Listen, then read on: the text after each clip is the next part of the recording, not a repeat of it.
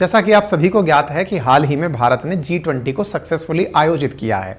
दुनिया में हमेशा एक पैटर्न सा बन गया है कि दुनिया के अंतर्राष्ट्रीय मुद्दों को कैसे भी मंच हो वहां पर उठा लिया जाए। हालांकि भारत ने इस परिपाटी को तोड़ा, क्योंकि G20 बाली में जब हुआ था, यानी इंडोनेशिया में जब हुआ था, तब यूक्रेनाइजेशन हो गया था इस घटना का, यानी कि यूक्रेन के ऊपर काफी G20 की बैठक में बात हुई थी। भारत के दिल्ली में जब मुलाकात हुई G20 नेताओं की, तो हमने यूक्रेन वाले मुद्दे को उठने ही नहीं दिया, जिसका परिणाम यह निकला कि दुनिया के देशों ने हमारी तारीफ की। उन्होंने कहा, इतना इवन अमेरिका तक ने यह कहा कि जो G20 की समिट भारत ने करवाई है, absolutely believe it was a success. हम मानते हैं कि यह बहुत बड़ी सफलता है।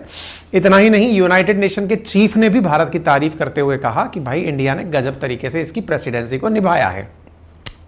इतना ही नहीं, दुनिया के नेताओं ने न केवल G20 को, बकायदा हमारे द्वारा भेजे गए आदित्य L1 को और चंद्रयान 3 को भी अप्रिशिएट किया है कि इंडिया ने बहुत गजब का कारनामा कर दिया गया है। मतलब ये समझिए कि दुनिया के लोग भारत की उपलब्धियों पर तमाम प्रकार से अपने रिएक्शंस दे रहे हैं। और रिएक्शंस की बात की जाए तो हमने G20 की सफलता पर दुनिया वाले क्या बोले, इस पर बकायदा अंकित इंस्पायर इंडिया पर एक सेशन ऑलरेडी किया हुआ है, आप जाकर देख सकते हैं, जिसमें से सब लोगों ने, चाहे फिर वो विपरीत ध्रुव के लोग अमेरिका और यूएस ही क्यों ना हो, सभी तारीफ करते हुए पाए गए हैं कि G20 बढ़िया हो गया।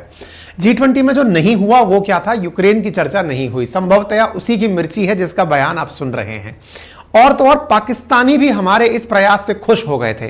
पाकिस्तानी खुश हो गए थे मतलब उनको ये लगा था कि चंद्रयान 3 भेज करके इंडिया ने वाकई में अचंभा कर दिया है। लेकिन जिसे सबसे ज्यादा तकलीफ हुई है वो है जेलेंस्की। अच्छा, जेलेंस्की को तकलीफ होना लाजमी भी है, क्योंकि ये चाहते थे कि इन्हें बकायदा वहां पर एज ए स्पोक पर्सन बोलने के लिए बुलाया जाए। जैसे हुआ था यूक्रेन के मामले में, इनके लिए एक अलग से मंच लगाया गया था, ये डिजिटली वहां पर आकर भाषण दिए। G7 की बैठक हो, कोई सी भी बैठक हो, ये पहुंच जाते हैं वहां पर, तपाक से विजुअलाइज करा दिया जाता है इनको, डिजिटल माध्यम से इनको पहुंचा दिया जाता है कि देखिए ये आ गए, और ये वेब के थ्रू, वहां पर वीडियो कॉन्फ्रेंसिंग के थ्रू जुड़ करके अपनी बातें अंतर्राष्ट्रीय मंचों पर रखते हुए फिर रहे हैं। इंडिया ने ऐसा होने नहीं दिया। वेस्टर्न वर्ल्ड ने हमारे ऊपर काफी प्रेशर डाला कि नहीं साहब इस काम को करवाइए। हमने कहा जी नहीं हो पाएगा, ये मंच जो है इसका यूक्रेनाइजेशन हम नहीं होने देंगे। कोई बात नहीं, जेलेंस्की को ये बात बुरी लगी, खुद तो बोल नहीं सकते तो किसी और के थ्रू बुलवाया, अपने ही एक सहयोगी के थ्रू। जैसे मान लीजिए कि हमारे प्रधानमंत्री हैं और अपने किसी जो सलाहकार है उसके माध्यम से अपनी बातें बुलवा दे। तो भाई साहब, हाल ही में यूक्रेन के राष्ट्रपति के जो सलाहकार हैं, उन्होंने इंडिया और चाइना के लिए कहा है कि ये लो इंटेलेक्चुअल पोटेंशियल वाले लोग हैं, यानी कि इनके अंदर जो बौद्धिक क्षमता है ना वो बहुत कम है। इंटेलेक्चुअल क्वोशिएंट IQ की बात नहीं कर रहा है, पोटेंशियल की क्षमता पर ही सवाल उठा दिया है कि इनके पास में लो IQ है। इनसे पूछा गया भाई तुम्हें ऐसा क्या लगता है इंडियन और चाइनीज के बारे में कि इनके पास में कम दिमाग है। चलो तुम्हारी बात समझ लेते हैं, ज्यादा दिमाग तुम्हारे पास है। समझ में आया कि तुम 1.5 साल से युद्ध में हो सकता है दिमाग वाले लोग युद्ध लड़ते हो, हमारे पास हो सकता है कम दिमाग हो, लेकिन कोई तो प्रमाण होगा तुम्हारे पास। पर कोई बात नहीं, ये बस ये बात बोल करके एडवाइजर मिखाइलो पोडोल्याक एक सेशन में इस बात को बोल करके बवाल खड़ा कर दिया। अच्छा, इंडिया तो ये जानता था कि यूक्रेन को मिर्ची लगेगी, इंडिया तो चुपचाप सुन करके शांत बैठा है कि कोई नहीं बेटा, तुम बोलोगे इस बात को। क्यों बोलोगे? क्योंकि तुमको बहुत उम्मीदें थी कि G20 में तुम्हारे लिए कुछ ना कुछ यहां पर तैयारियां की जाएंगी, वो हो ना पाया। तो खिसियानी बिल्ली खंबा नोचेगी, पता था। चाइना जबरदस्ती लपेटे में आ गया, उसको ये तैयारी भी नहीं थी कि यार हमारे लिए तुम कोई बयानबाजी करोगे। चाइना के बारे में बयानबाजी होने से चाइना बिल्कुल भड़क उठा। उसने कहा क्या बात कर दी, हमारे ऊपर इंटेलेक्चुअल पोटेंशियल पर बात उठा दी। ये वो वीडियो है, आप इधर सुन लीजिए। They don't analyse the consequences of their own actions, low intellectual potential unfortunately. ये व्यक्ति एक इंटरव्यू में ये बात बोल रहा है। ये इंटरव्यू में जो बोल रहा है उसके पीछे का आधार ये है कि ये कहना चाहता है कि इंडिया वालों को और चाइना वालों को ये पता ही नहीं है कि युद्ध के परिणाम क्या होंगे। बोले क्यों? बोले रशिया और यूक्रेन के युद्ध का असली परिणाम क्या होगा इन लोगों को पता ही नहीं है, इसलिए ये कम बुद्धि के हैं। इनसे पूछा गया कि साहब क्या है, मतलब आपको क्या लगता है कि उनको क्या नहीं पता है? बोले देखो युद्ध है, युद्ध से कितने नुकसान होते हैं, अर्थव्यवस्था को कितना नुकसान पहुंचता है, दुनिया में कितना ज़्यादा मानवता का अधिक्रमण होता है, ये इन लोगों को नहीं पता है। भाई इन सबको सब पता है, लेकिन इंडिया अपने बारे में पहले सोचता है। यही कारण है कि तमाम प्रेशर्स के बावजूद हमने अपने देश के तेल की कीमतों को नहीं बढ़ने दिया। इंडिया सब समझता है, दुनिया भूख से परेशान थी, इंडिया ने अनाज का सबको सप्लाई करके बताया कि चिंता मत करो, हम भी हैं।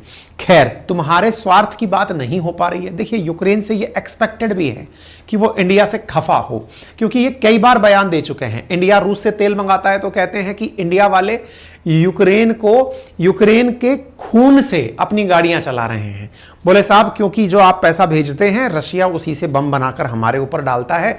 तो ये वहां के नेताओं के बहुत सारे बयान हैं। इवन अब तो ये हो गया है कि जो हमारे इंडियन छात्र यूक्रेन में पढ़ने गए हैं उनको भी वहां पर डिस्क्रिमिनेट किया जा रहा है, उन्हें भी टॉन्टिंग की जा रही है। तरह तरह से हमें हर प्रकार से ये लोग चाहते हैं कि इंडिया किसी तरह से यूक्रेन के पक्ष में आकर दो शब्द बोल दे। अपन लोग एकदम तटस्थ होकर डटे हुए हैं, कह रहे हैं कि भैया देखिए, बातें चलेंगी दीनी प्रकार से, डिप्लोमेसी, डायलॉग और पीस से बातचीत करो, शांति रखो और कूटनीतिक लेवल पर चर्चाएं करके शांति लाओ।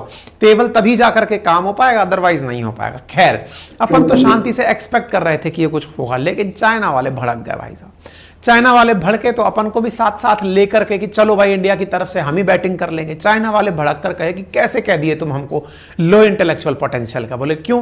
बोले दुनिया के टॉप 10 जीडीपी के अंदर जाकर देख लो, उसके अंदर कहां खड़ा है यूक्रेन? नंबर 2 पर चाइना खड़ा है, नंबर 5 पर इंडिया खड़ा है। जिनको तुम लो इंटेलेक्चुअल का कह रहे हो, जाकर के इकोनॉमी तलाशो की कहां खड़े हुए हैं। और बताओ, तुम चंद्रमा की बात करते हो, चंद्रमा पर जाकर देखो कि कौन पहुंचा हुआ है। चाइना पहुंचा हुआ है, इंडिया पहुंचा हुआ है। कम इंटेलेक्चुअल के साथ अगर ये पॉसिबल है तो भाई साहब लोग लपेटना शुरू कर दिए यूक्रेन वालों को। बीजिंग तो इतना ताता हो गया साहब कि वो बाकायदा यूक्रेन से स्पष्टीकरण भी मांग लिया कि भाई साहब मुझे तो इस बात का जवाब चाहिए, आखिर में तुमने ऐसा कहा क्यों। इस इंटेलेक्चुअल पोटेंशियल का बाकायदा ऑफिशियली जवाब मांग लिया गया। ऑफिशियल जवाब मांगने की बात विदेश मंत्रालय ने उठा दी कि भाई यूक्रेन के अधिकारी को यह साफ करना चाहिए कि उनका इस बात को लेकर मतलब क्या था, जंग के संदर्भ में वो लोग क्या समझते हैं अपने आप के बारे में। बाकायदा ministry of foreign affairs people Republic of China का स्टेटमेंट है कि फॉरेन पीपल स्पोक माओ निंग्स रेगुलर प्रेस कॉन्फ्रेंस में उन्होंने बाकायदा ये कहा है कि भाई नहीं बताओ चाहते क्या हो, कहना क्या चाहते हो। इस पर भाई यूक्रेन की तरफ से सफाई भी आई। आप इधर देख सकते हैं, the adviser of the head of Ukrainian office said that India and China do not analyze the consequences of the one step. What is China's comment on it? इन्होंने कहा कि देखिए, I don't know the context of the remark and will leave it to speaker of other explanation on the Ukraine crisis. China always act responsible manner to promote talk for peace and facilitate a political settlement. The individual you cited should view China's position correctly based on the accurate interpretation.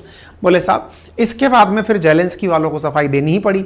वो आकर के बोलने लगे कि देखिए, जो remark दिया गया था ये हमारा नहीं था, जिसने दिया उसका ये व्यक्तिगत रिमार्क का, हमारा इससे कोई लेना देना नहीं है। यानी कि जेलेंस्की और जेलेंस्की की टीम ने उस रिमार्क से किनारा कर लिया कि भाई अपन ने नहीं बोला है, किसी और ने बोला है तो ये उसकी व्यक्तिगत राय है। ठीक है साहब, लेकिन उस व्यक्ति से भी पूछा गया कि महाराज आपने ये कमेंट करके खामखा क्यों उखड़ा दिया और दो देशों को। तो उसने कहा कि देखिए, बात ऐसी है कि मैंने जो इंटेलेक्चुअल पोटेंशियल वाला रिमार्क दिया है ये प्रोपेगेंडा बनाने का प्रयास रूस के द्वारा किया गया है। बोले कैसे? इसने बाकायदा पूरा की पूरा लेटर लिखा। उसने कहा मेरे वीडियो में जो बातें मैंने कही हैं उन बातों में से केवल एक लाइन को उठा करके इसको प्रोपेगेंडा बनाने का काम रशियन मीडिया ने किया है। बोले जो वेस्टर्न मीडिया करता है वो क्या है, खैर कभी और बात करेंगे, लेकिन रशियन मीडिया ने बोले ये प्रोपेगेंडा बनाया। बोले कैसे? बोले इस खबर को सबसे पहले टास ने उठाया था। टास जो कि रशियन एजेंसी, न्यूज एजेंसी, बोले उसने उठाया था क्योंकि उसने ही लोगों के नजर में ये लाया था कि देखो ये लोग क्या बात कर रहे हैं। ऐसी स्थिति में बोले उनके द्वारा चूंकि ये प्रोपेगेंडा है, वो लोगों को भड़काने का काम कर रहे हैं, मुद्दे से भटका रहे हैं। मतलब मुद्दा है रशिया यूक्रेन कन्फ्लिक्ट का और उसमें से लाइन निकाल कर ला गए कि देखो ये तुमको कम बुद्धि का बोल रहा है, इससे बोले इनको भड़का दिया गया। खैर, इस विषय पर टीम खोजते खाजते ये तक पहुंच गई कि यार ये जो आईक्यू का पॉइंट इन्होंने रेज किया है, क्या है ये मामला। तो देखिए, दुनिया भर में आईक्यू को नापने की अलग अलग वेबसाइट है। हमारी टीम भी रिसर्च करते करते एक आध वेबसाइट पर पहुंच गई कि यार हमारे ऊपर जो सवाल उठाया गया है वो सही है कि गलत है, चलो चेक करते हैं। भाई साहब, एक लिस्ट निकली जिसके अंदर सबसे ऊपर निकल के आया जापान की आईक्यू, जापान वालों की आईक्यू सबसे ऊपर, फिर साउथ कोरिया वालों की, फिर चाइना वालों की, फिर ईरान वालों की भी आईक्यू है। हम भी ठीक ठाक पोजीशन पर डले हुए हैं, 27वें नंबर पर इंडिया वाले डले हुए हैं। बोले सर बाकी तो सब ठीक है, यूक्रेन की बताओ कहां है। हमने कहा यूक्रेन की पाकिस्तान से भी नीचे है। तो आप में से कुछ लोग कहेंगे पाकिस्तानियों के पास भी आईक्यू है क्या? हमने कहा देखिए, कंटेक्स्ट मत बदलिए, हम जहां हैं वहीं रहने दीजिए। स्क्रॉल करते करते जब नीचे पहुंचते हैं तो यहां आकर के 80वें नंबर पर पाकिस्तानियों का आईक्यू आता है और 82वें नंबर पर जाकर यूक्रेनियंस का आता है। तो फिर से ये बात और मजबूत हो जाती है कि यार तुम किस आधार पर बोल रहे हो। दुनिया की वेबसाइट भी तुम्हारे टेस्ट लेकर ये बता रही हैं कि तुम्हारे पास आईक्यू कम है। खैर छोड़िए, बताइए। आईक्यू के लिए ये एक वेबसाइट है, इंटरनेशनल आईक्यू रजिस्ट्री। इसके ऊपर जब हमारी टीम गई, यहां जाकर के तलाश किया उन्होंने, तो पाया कि यहां पर तो टॉपर में इंडियन का नाम चल रहा है। कोई निखिल नाम का बच्चा है, कोई अंशुमन नाम का है, कोई बहादुरी कर का है। यह एकदम 150 में से 142 नंबर लेके टिके हुए हैं। खैर, ये वेबसाइट भी ज्यादा से ज्यादा लोग आए, इसलिए ये प्रयास करती हैं कि जो भी पेपर दे उसी को टॉप पर डाल दो एक बार में। हो सकता है कि इस समय इंडिया वाले खोज रहे होंगे कि हमारा आईक्यू कितना है, इसलिए ये वेबसाइट जो है एकदम इंडियंस को टॉप पर लिए हुए है।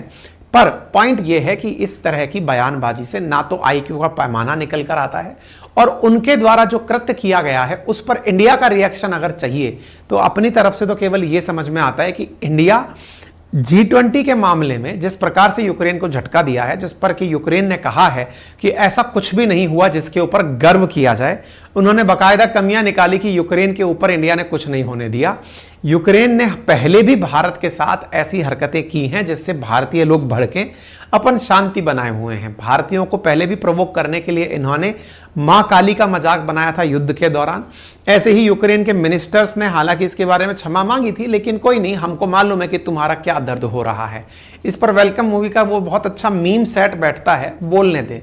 तकलीफ हुआ है बेचारे को, तकलीफ क्या हुआ है, कैसे हुआ है, ये आपको भी पता है। खैर, यूक्रेन को ट्रोल करें उससे पहले आप लोग ये समझ लें कि हमारी समझदारी इसमें है कि हम अपने लेवल पर अपनी ऊंचाइयां प्राप्त करते चलें। बाकी इस विषय पर आपकी क्या राय है आप कमेंट बॉक्स में रख सकते हैं। बाकी हम लोग ट्विटर पर भी हैं, अंकित कुमार अवस्थी के नाम से आप वहां सर्च करके पहुंच सकते हैं। वहां पर भी हम आपको करंट से जुड़े हुए अपडेट, बहुत ही अच्छे नोट्स बनाकर, बहुत अच्छे पॉइंटर्स के साथ आपको दिन भर में जब जरूरत होती है तो अपडेट देते रहते हैं। कुछ